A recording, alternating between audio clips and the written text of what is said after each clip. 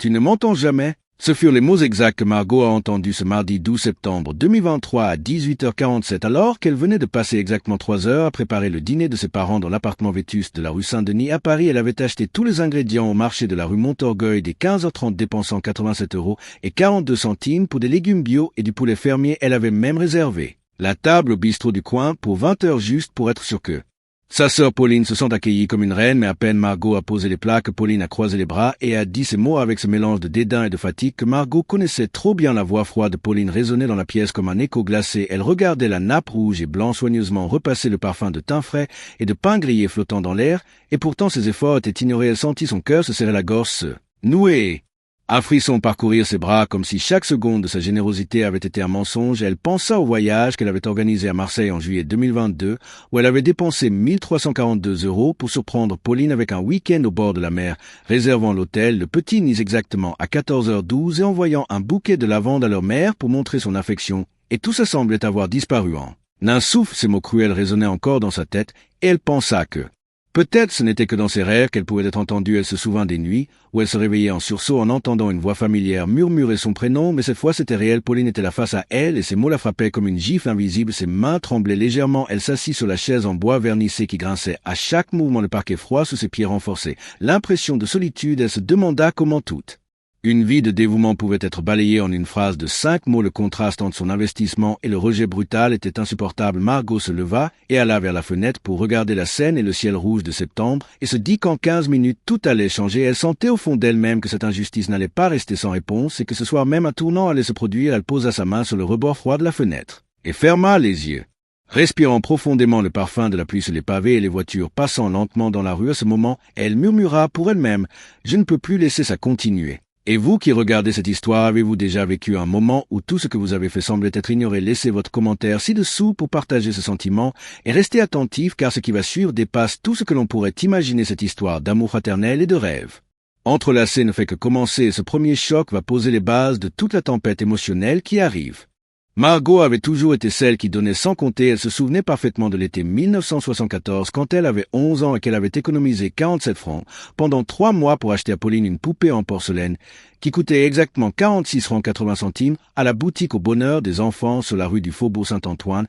À Paris, elle avait marché sous le soleil brûlant de juillet, les pieds dans ses sandales en cuir marron en sentant l'odeur des pains sortant du four du boulanger d'Alexandra. À côté, elle se souvenait du sourire ébloui de Pauline et de la façon dont elle avait serré la poupée contre elle en murmurant « Merci Margot ». La première fois qu'elle avait ressenti que tout son amour et tous ses efforts avaient un impact réel, et elle avait continué ainsi toute sa vie. Chaque Noël, chaque anniversaire, chaque petite réussite de Pauline, Margot y mettait un soin méticuleux, comme lorsqu'elle avait organisé en 1982 la fête de 18 ans de Pauline dans l'appartement de la rue de la Roquette. Elle avait décoré avec 312 guirlandes en papier de toutes les couleurs accrochant chaque étoile. Avec du fil de nylon, elle avait acheté 6 kg de gâteaux et 24 bouteilles de limonade. Chaque détail était pensé pour que Pauline se sente unique et spéciale. Chaque sacrifice était une part de son cœur. Chaque sourire de Pauline était une récompense. Mais la vie n'avait pas toujours été facile. Elles avaient grandi dans le petit appartement de 53 mètres carrés au 3e étage sans ascenseur dans le 11e arrondissement. Leurs parents travaillaient de longues heures et Margot avait très tôt pris l'habitude de gérer les courses, les repas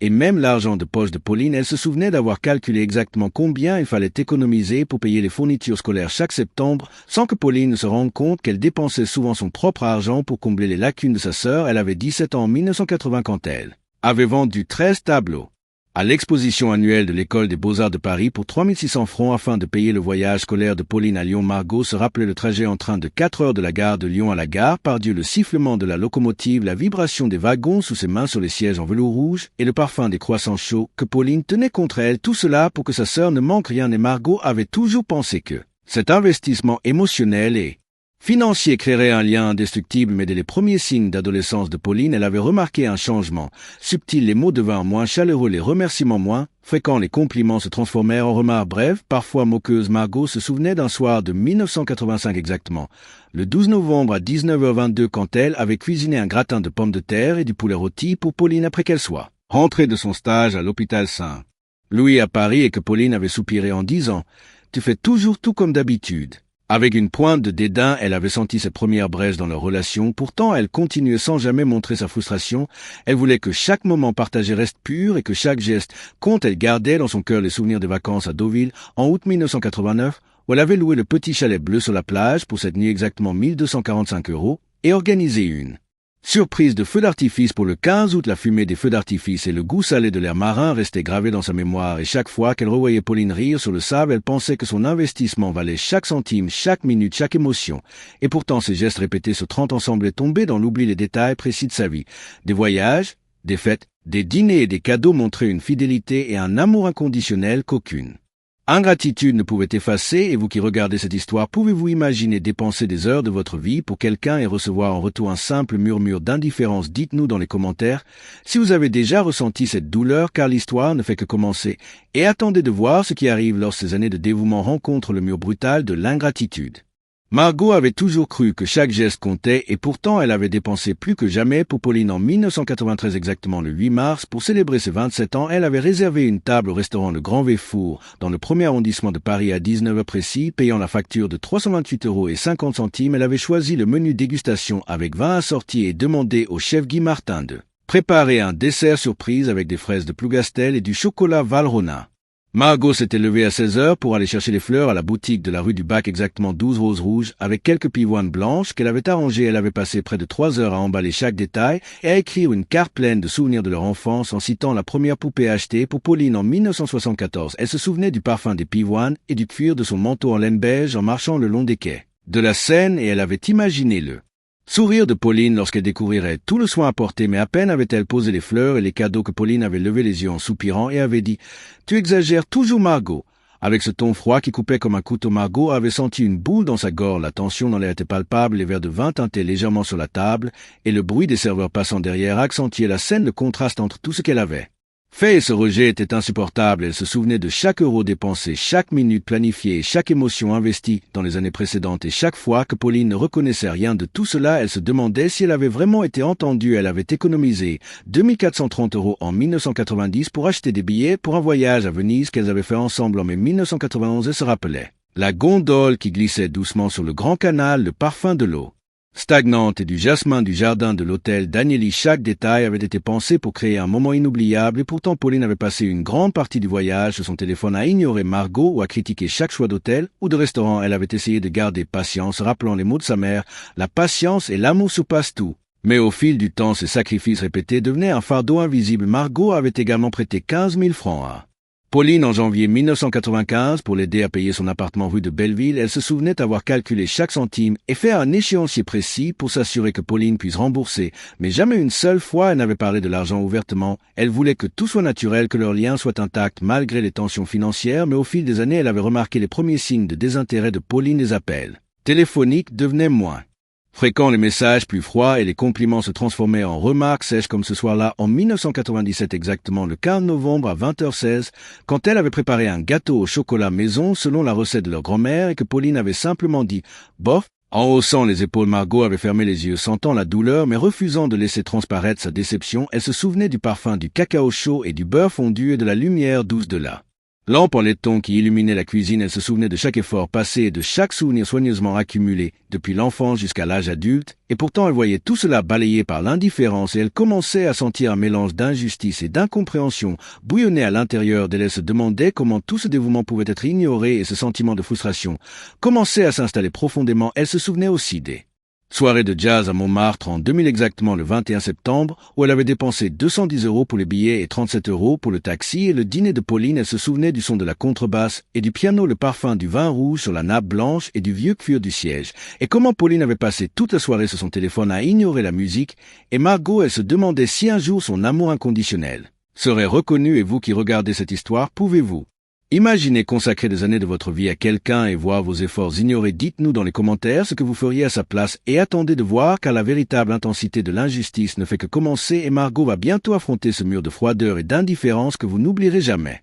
Margot avait toujours cru que sa patience suffirait, mais le 3 avril 2005, exactement à 18h33, dans le salon de l'appartement de la rue de la Roquette à Paris, elle a vécu la première humiliation publique qui allait marquer un tournant. Ce soir-là, elle avait organisé un petit dîner familial pour fêter son diplôme en gestion de patrimoine et avait invité 12 amis et voisins précis. Elle avait dépensé exactement 432 € pour acheter des plats préparés au marché Saint-Quentin et 68 € pour des Fleur chez le fleuriste du coin, elle avait choisi des nappes jaunes et vertes et préparé chaque détail avec soin, mais Pauline est arrivée en retard 45 minutes exactement et a croisé les bras en lançant « Tu as encore fait tout un cinéma pour rien ». Avec ce ton glacial qui tranchait l'air le parfum des tulipes et du gratin de légumes chauds flottants dans la pièce contrastait avec la froideur de sa sœur Margot, sentit un frisson parcourir son dos et ses mains, devenir moite, elle tenta de sourire, mais un rire sarcastique s'échappa de Pauline et quelques voisins présents ce soir-là ont levé les yeux surpris. Certains ont murmuré « Mais quelle froideur !»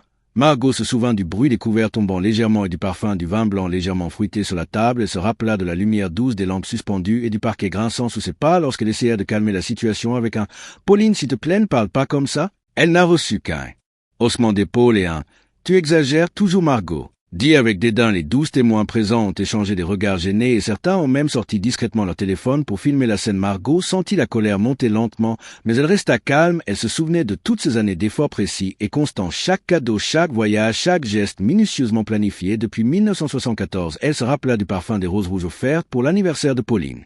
En 1993, de la texture soyeuse des nappes lors des dîners familiaux, chaque souvenir semblait maintenant moqué par la froideur de sa sœur. Elle essaya de détourner la conversation, parlant des invités et de leurs projets, mais Pauline continuait à interrompre avec des phrases sèches et blessantes. « Tu fais toujours tout pour que ça paraisse parfait, mais ça ne vaut rien. » Margot sentit sa gorge se serrer, le parquet grinçait sous ses pieds, et la lumière dorée des lampes semblait accentuer la distance entre elle. Elle se souvint de son voyage à Marseille en juillet 2002 pour l'enterrement de leur grand-mère, où elle avait dépensé 1763 € pour que Pauline ait un logement confortable et une chambre avec vue sur le Vieux-Port, mais Pauline n'avait jamais reconnu ses efforts, et Margot se retrouvait maintenant humiliée. Devant témoins, elle se rappelait même du goût salé des larmes qu'elle retenait et du parfum de la soupe chaude qu'elle avait préparée pour Pauline ce soir-là et du bruit discret des voisins qui murmuraient « Quelle ingratitude !»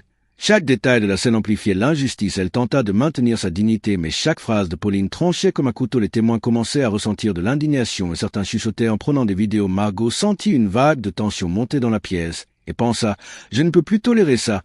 Elle respira profondément le parfum des tulipes et des plats chauds et se concentra sur le cliquetis des verres pour se calmer tout en sentant la première graine de révolte s'installer en elle. Et vous qui regardez cette histoire, pouvez-vous imaginer être humilié devant vos proches malgré tout ce que vous avez fait? Dites-nous dans les commentaires ce que vous auriez fait à sa place. Et attendez de voir, car la véritable escalade de l'humiliation ne fait que commencer et ce n'est qu'un début. Margot pensait que le pire était derrière elle, mais le 14 mai 2008 exactement à 20h12, elle a été confrontée à une humiliation bien plus profonde dans l'appartement de Pauline rue de Charonne à Paris. Cette fois-ci, elle avait passé toute l'après-midi à préparer un dîner pour célébrer le nouveau poste de sa sœur. Elle avait dépensé 152 € pour acheter du saumon frais au marché d'Aligre et 43 € pour des herbes fines et du citron bio. Elle avait soigneusement choisi les assiettes en porcelaine blanche de Limoges et disposé les bougies bleues et argentées pour créer une ambiance chaleureuse, mais à peine Margot avait-elle posé la salade et le vin blanc que Pauline a éclaté d'un rire sec et dit « Tu fais toujours tout pour me montrer que tu es parfaite, mais ça m'ennuie. » Le ton de dédain était accompagné d'un sourire moqueur et d'un regard qui foudroyait Margot. Elle sentit le sol trembler sous son cœur et ses mains devenir froides. Le parfum des herbes et du saumon chaud contrastait avec la froideur de sa sœur et l'écho de ses mots résonnait dans tout l'appartement. Les 7 témoins présents, 2 voisins, 3 amis d'enfance et 2 collègues de travail échangèrent des regards gênés et certains sortirent leur téléphone pour filmer discrètement la scène. Margot essaya de parler calmement. « Pauline, je ne voulais que te faire plaisir. » Mais Pauline l'interrompit avec un « Tu te crois toujours obligé de tout faire pour moi, mais tu me fatigues. » Dit avec arrogance et un sourire sarcastique. Les convives restèrent silencieux, mais on pouvait sentir la tension dans l'air. Le parquet grinçait sous les pas de Margot et le parfum du saumon se mêlait au parfum sucré des bougies allumées. Elle se souvint du 21 septembre 2000 à Montmartre lorsqu'elle avait dépensé 210 € pour les billets et 37 € pour le taxi et le dîner de Pauline. Elle se rappelait de la musique de jazz et du parfum du vin rouge sur la nappe blanche. Maintenant, ses souvenirs semblaient balayés par l'indifférence et la moquerie de sa sœur. Margot sentit une vague de colère, mais resta immobile, la gorge serrée, les yeux embués. Elle vit le regard des témoins, qui commençaient à comprendre l'ampleur de l'injustice. Certains murmuraient « Incroyable !» ou « Comment peut-on être aussi ingrate ?» Mais personne n'intervenait. Elle se souvint aussi du 8 mars 1993, lorsqu'elle avait dépensé 328 € et 50 centimes pour le restaurant Le Grand Véfour et des roses rouges pour l'anniversaire de Pauline. Chaque geste, chaque euro, chaque minute passée semblait maintenant ignorée et Margot sentit l'humiliation s'intensifier avec chaque phrase de sa sœur. Le ton arrogant et le rire moqueur de Pauline remplissaient l'appartement comme un écho insupportable et se rappela de l'odeur des fleurs, du parquet froid sous ses pieds, de la lumière dorée des lampes et même du goût du vin blanc sur ses lèvres. Tout contrastait avec le vide émotionnel de Pauline. Elle essaya de détourner la conversation en parlant des invités, mais Pauline continuait à couper et à rabaisser chaque mot. Elle sentit la frustration monter et un sentiment de profonde injustice l'envelopper comme un manteau lourd et suffocant. Les témoins prenaient des vidéos et certains murmuraient « On n'a jamais vu ça ». Margot comprit que l'indignation commençait à se propager et que le public présent percevait la cruauté et le contraste entre ses efforts et le mépris de sa sœur. Elle respira profondément, sentant l'odeur des bougies et des plats chauds, et murmura intérieurement « Je ne laisserai plus jamais faire ». Et vous qui regardez cette histoire, pouvez-vous imaginer ressentir humiliation après humiliation malgré des années de dévouement? Dites-nous dans les commentaires comment vous réagiriez et attendez, car l'apogée de cette humiliation ne fait que commencer et ce que Margot va vivre ensuite va dépasser tout ce que vous pourriez imaginer.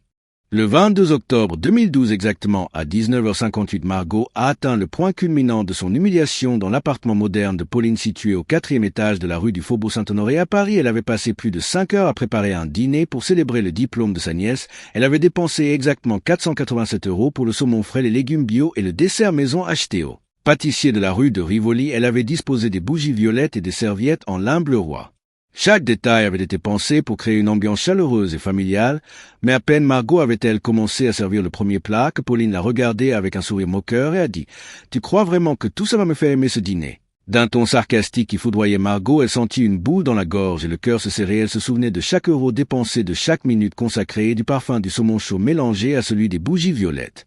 Et pourtant tout semblait inutile. Les 10 témoins présents, voisins, amis d'enfance et collègues, échangèrent des regards gênés et certains sortirent discrètement leur téléphone pour filmer la scène. Margot essaya de parler calmement. « Pauline, je voulais juste partager un moment en famille. » Mais Pauline l'interrompit en disant « Tu crois toujours que tu peux tout arranger avec ton argent et tes efforts, mais ça ne marche jamais ?» Dit avec arrogance et un rire sec, Margot sentit la tension dans l'air devenir presque physique. Le parquet grinçait sous ses pieds, la lumière dorée des lampes suspendues reflétait l'injustice de la scène. Elle se souvint du 12 septembre 2023, quand Pauline avait dit « Tu ne m'entends jamais » et réalisa que chaque humiliation depuis leur enfance s'alignait pour créer ce moment précis. Elle pensa au voyage à Venise en mai 1991, où elle avait dépensé 2430 € pour Pauline et se rappela du parfum de l'eau du Grand Canal et de la gondole glissant doucement sous les ponts, et maintenant tout semblait balayé par l'indifférence totale de sa sœur. Elle sentit la colère monter, mais elle resta immobile, essayant de garder sa dignité. Les témoins murmuraient entre eux « C'est incroyable » ou « Quelle ingratitude !» Et certains continuaient à filmer. Margot sentit le parfum des fleurs sur la table et le goût salé des larmes retenues sur ses lèvres. Elle se rappela de chaque détail de ses sacrifices passés et réalisa que Pauline avait franchi une ligne invisible. Margot sentit une énergie nouvelle monter en elle, une détermination silencieuse, un souffle puissant qui annonçait que la tolérance avait atteint ses limites. Elle respira profondément le parfum des plats et des bougies et murmura intérieurement « Ça suffit ». À ce moment, les témoins commencèrent à ressentir l'injustice et à manifester discrètement leur soutien. Margot sentit la première lueur de puissance intérieure éclairer sa peur et sa frustration, et elle comprit que ce moment marquait la fin de sa passivité et le début d'une transformation imminente. Et vous qui regardez cette histoire, pouvez-vous imaginer ressentir chaque humiliation accumulée pendant des décennies en silence, et comment réagiriez-vous? Dites-nous dans les commentaires, car attendez de voir, car le vrai tournant est sur le point d'arriver et Margot ne restera pas silencieuse plus longtemps. Après des décennies d'humiliation silencieuse, le 5 février 2015 exactement à 20h43, Margot sentit quelque chose changer en elle. Dans l'appartement de Pauline au 2e étage de la rue de la Roquette, à Paris, elle avait passé la journée à préparer un dîner léger avec des plats bio achetés au marché Saint-Quentin pour un montant exact de 96,50 €.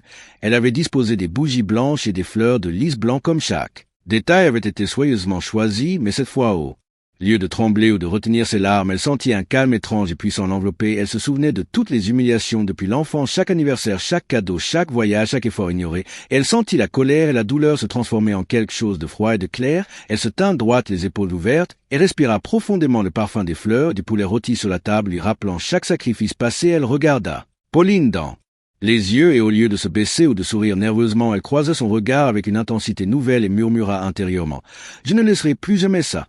Elle sentit son cœur battre plus fort, mais d'une manière contrôlée et puissante. Un souffle de confiance parcourut ses bras et son dos, et elle sentit pour la première fois depuis des années que son énergie intérieure avait été réveillée. Les témoins présents, voisins et amis, ressentirent la différence immédiatement. Certains échangèrent des regards surpris en voyant Margot changer de posture. Il vit la fin de la soumission et le début d'une force silencieuse mais palpable. Elle se souvint des investissements passés, exactement les 1342 € dépensés à Marseille en juillet 2002 pour un logement confortable et les 328,50 € du Grand Véfour en 1993. Chaque détail de sa vie professionnelle et personnelle avait été calculé avec précision pour créer des moments de bonheur pour sa sœur. Et maintenant, toute cette énergie semblait revenir vers elle. Elle sentit les premiers signes de pouvoir caché, la clarté dans ses pensées, la concentration totale. La capacité de prévoir les réactions de Pauline et de mesurer chaque geste avec précision, elle remarqua le léger tremblement dans les mains de Pauline lorsqu'elle croisa son regard et comprit que pour la première fois la dynamique commençait à changer. Margot se souvint aussi des nuits où elle rêvait de parler à sa sœur et où seule dans le silence elle se sentait entendue et maintenant elle réalisa qu'elle n'avait plus besoin de rêve pour être écoutée. Sa voix intérieure était devenue une force et son esprit était enfin éveillé. Elle respira profondément l'odeur des bougies, du poulet rôti et des fleurs, sentit le bois froid du parquet sous ses pieds et murmura intérieurement. C'est le moment de ne plus accepter l'inacceptable. Les témoins présents sentaient que quelque chose allait se produire et que le vent de la justice soufflait doucement mais sûrement. Cette énergie nouvelle commençait à se propager dans l'air et vous qui regardez cette histoire, pouvez-vous imaginer ce moment précis où la peur et la douleur se transforment en puissance et clarté? Dites-nous dans les commentaires ce que vous feriez à sa place et attendez car la décision de Margot de ne plus accepter l'injustice est sur le point de se consolider et la véritable revanche juste va commencer. Le 19 août 2017 exactement à 18h27, Margot se tenait dans l'appartement de la rue de la Roquette. À Paris, le parfum chaud du café fraîchement moulu provenant de la cafetière italienne sur le comptoir se mêlait à celui des fleurs blanches disposées avec soin sur la table. Elle avait passé la matinée à organiser ses documents financiers, chaque facture, chaque reçu, chaque détail soigneusement noté depuis plus de 30 ans pour avoir un aperçu complet de tous les investissements et sacrifices effectués.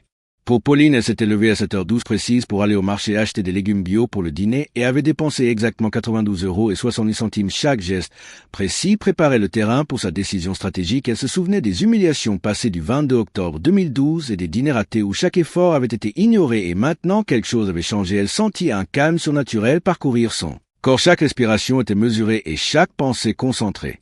Elle croisa ses bras et observa Pauline dans la pièce voisine en notant les gestes, les regards et le ton de voix qui révélaient arrogance et mépris. Margot comprit que la seule façon de changer cette dynamique était d'agir avec intelligence et précision, pas avec colère mais avec stratégie. Elle arrangea son dossier sur la table, vérifia chaque numéro, chaque date, chaque preuve accumulée depuis 1974. Elle nota chaque cadeau, chaque voyage, chaque dîner et chaque euro dépensé et sentit une force silencieuse émanait de son plan. Elle se souvint des nuits passées à rêver de parler à Pauline où seule dans le silence elle se sentait entendue et maintenant elle réalisa qu'elle pouvait transformer ses rêves en actions concrètes. Elle respira profondément le parfum du café, des légumes et des fleurs et murmura intérieurement « Je ne laisserai plus jamais l'injustice décider pour moi ». Elle vit les premiers signes de tension chez Pauline et sentit que le vent commençait à tourner. Les témoins présents, voisins et amis, perçut un changement subtil dans l'air. Margot marchait lentement dans l'appartement, chaque pas mesuré, chaque regard calculé.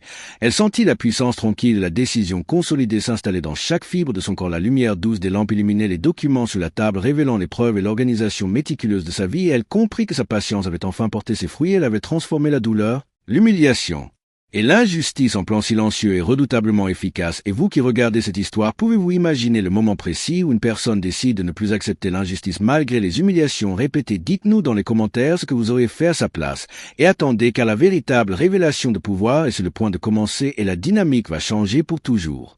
Le 8 mars 2019 exactement à 20h15, Margot décida que le moment était venu. Dans l'appartement de Pauline rue de Charonne à Paris, elle avait passé toute la journée à préparer une présentation silencieuse de toutes les preuves accumulées depuis 45 ans, chaque facture, chaque reçu, chaque photo et chaque email soigneusement rangé dans un classeur bleu foncé acheté à la papeterie du boulevard Beaumarchais pour 23,40 €. Elle avait également préparé un dossier électronique sécurisé sur son ordinateur portable avec mot de passe et sauvegarde sur cloud pour s'assurer que tout était irréfutable. Le parfum des tulipes et du café chaud flottait dans l'air. Elle sentit une énergie nouvelle parcourir son corps lorsqu'elle appela Pauline à la table avec un simple geste de la main. « Pauline, viens voir ça », dit-elle d'une voix calme et ferme. Pauline leva les yeux avec un sourire moqueur au début, pensant qu'il s'agissait d'un nouveau dîner ou d'une nouvelle critique subtile. Mais dès que Margot ouvrit le classeur et montra chaque document, chaque preuve et chaque détail de sacrifice, l'expression de Pauline changea instantanément. Elle sentit son sourire se figer et ses yeux s'élargir. Les 8 témoins présents, voisins, amis, collègues, commencèrent à murmurer « Mais c'est incroyable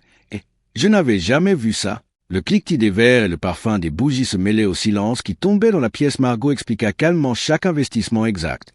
Depuis 1974, chaque cadeau, chaque voyage, chaque dîner, chaque somme dépensée en précisant les montants. 1342 € à Marseille, 2430 € à Venise, 328,50 € au Grand Véfour, et même 92,70 € pour le marché Saint-Quentin. Cette précision impressionna les témoins et les premières réactions de surprise se transformèrent en admiration. Silencieuse, Margot sentit que le vent avait tourné et que la dynamique de pouvoir commençait à changer. Elle vit la panique monter chez Pauline qui commença à bredouiller. « Mais ce n'est pas Ce n'est pas possible, mais Margot continua calmement et méthodiquement. Tout est documenté, Pauline, chaque effort que j'ai fait pour toi est là et maintenant tout le monde le voit. Elle sentit les premiers signes de pouvoir latent se manifester pleinement.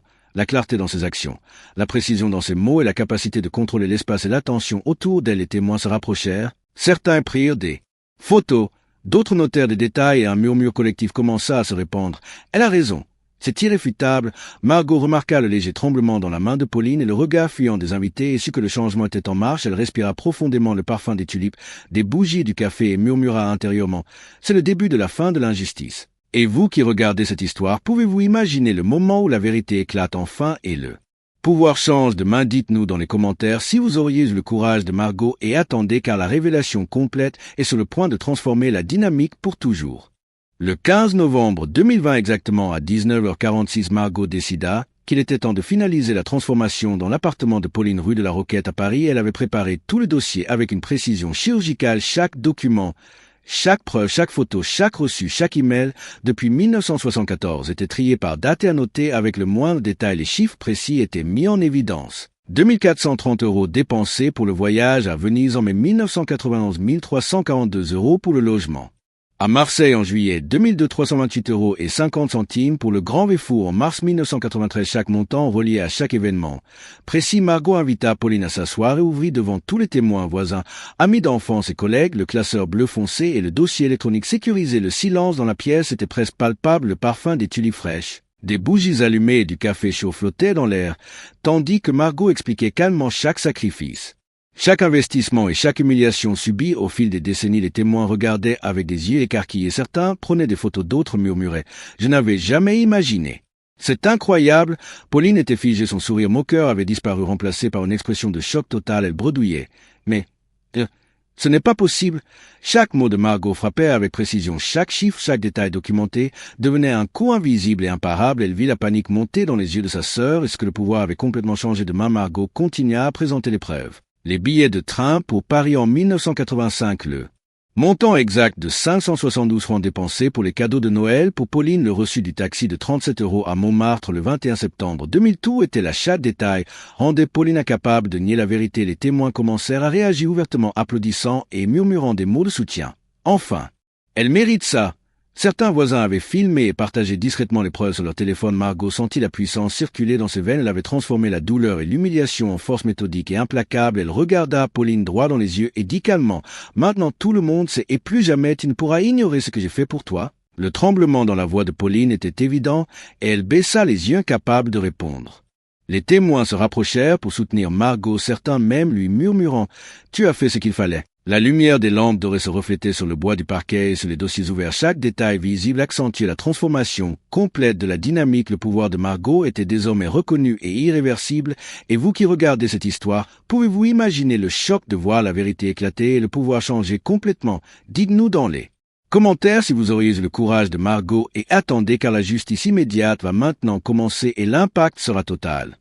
Le 27 juin 2021 exactement à 19h38, Margot décida qu'il était temps que la justice se manifeste dans l'appartement de Pauline rue de Charonne à Paris. Après avoir révélé toutes les preuves accumulées depuis plus de 45 ans, elle sentit que le moment était arrivé pour que l'injustice cesse définitivement. Le parfum des tulipes, du café chaud et des bougies flottaient dans l'air, tandis que les témoins présents, voisins, amis et collègues se rapprochaient pour montrer leur soutien visible. Certains prirent des photos, d'autres notèrent les preuves et murmuraient.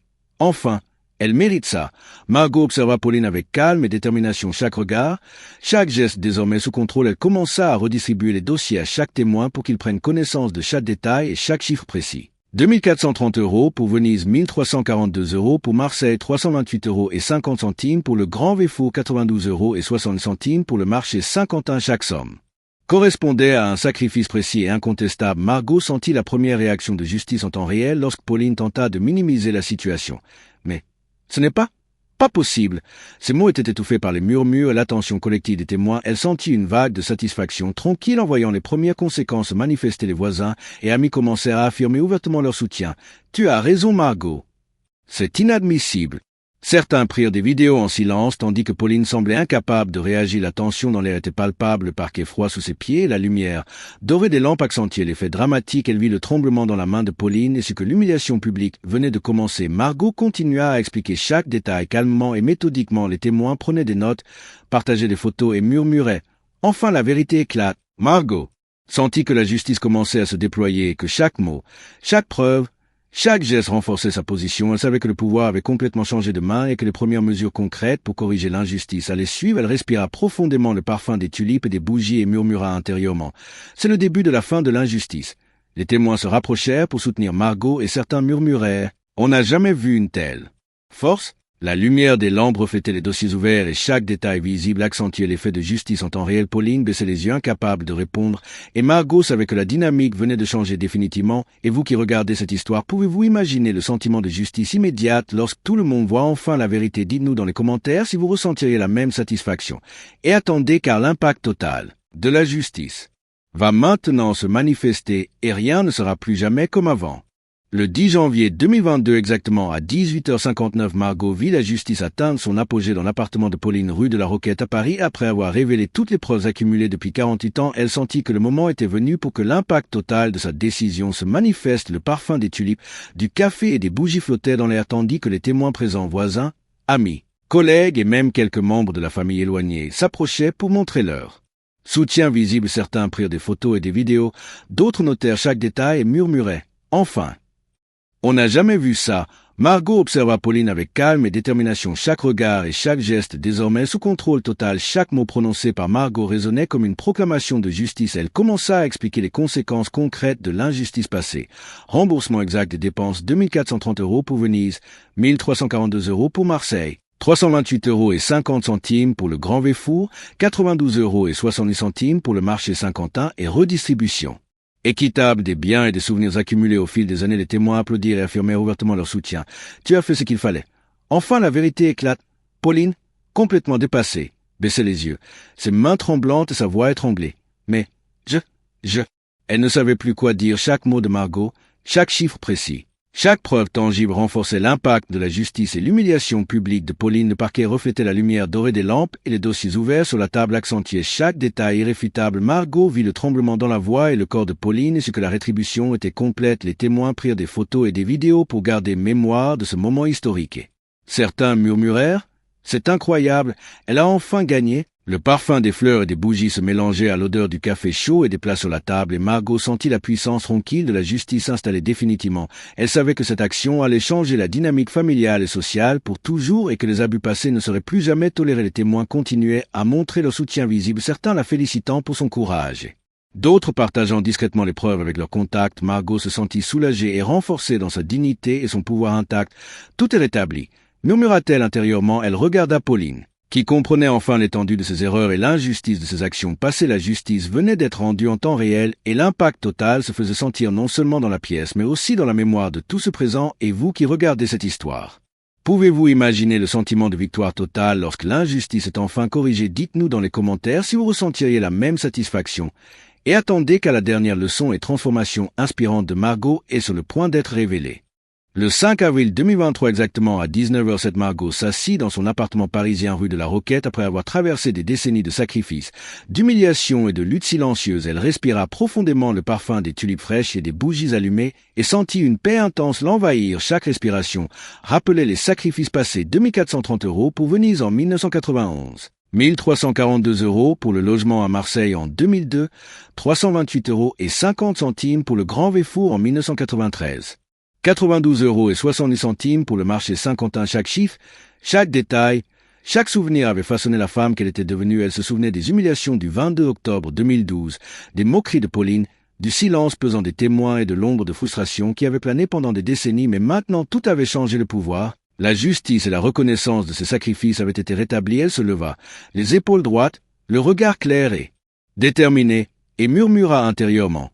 Tout ce que j'ai traversé m'a transformé.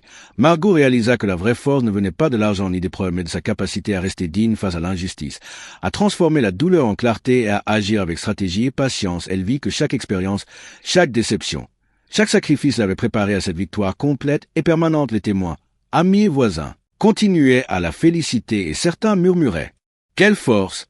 Enfin, la vérité éclate.